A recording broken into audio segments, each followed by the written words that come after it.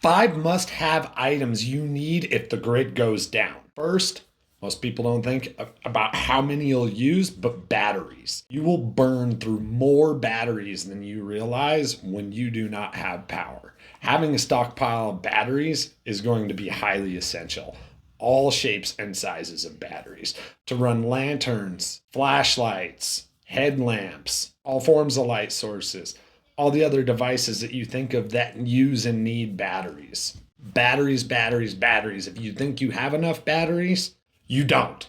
You need more. Second would be obviously those devices, headlamps, flashlights, lanterns, candles. So any form of light source so you're not blind at night. Third is one that I don't think a lot of people think about is a spare phone. I've spent years amassing a digital library, survival guides, military field manuals, primitive skills knowledge, just all kinds of different digital assets that I all keep on a spare phone.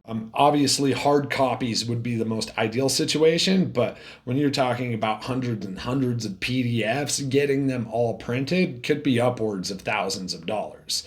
Not everyone has books, and some of those they don't even make into books anymore. So I've amassed a digital library. Of course, I do have a lot of them in hard copy because, well, having backups to your backups is important. And I'm sure someone in the comments is going to say, well, your phone's going to be worthless if they drop an EMP. Yeah, that's true. That's why the fourth thing on the list is a Faraday bag to keep your phone in. That way, if it is an EMP type scenario, your phone with all your digital assets won't get fried. And a lot of people, you might not know what a Faraday bag is, but a Faraday bag protects against an electromagnetic pulse so your electronics don't fry. You can get them in all shapes, sizes, and you could even build one big enough to cover your house if you had the resources to do so. Fifth and final thing on the list is a way to charge that phone when the power is out. So something like a solar panel like this.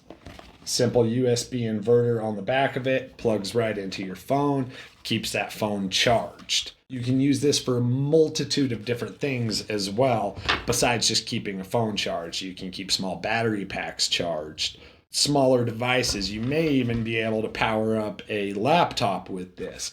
All depends on your scenario and the size of the panel, but something like this is really useful. You can even clip it on the back of your backpack, so if you're on the go, you can keep a device charged while you're moving. Those are just some of the things that I think are essential in a grid down scenario. They're not the top things, but some things. Let me know down in the comments what you would add to this list.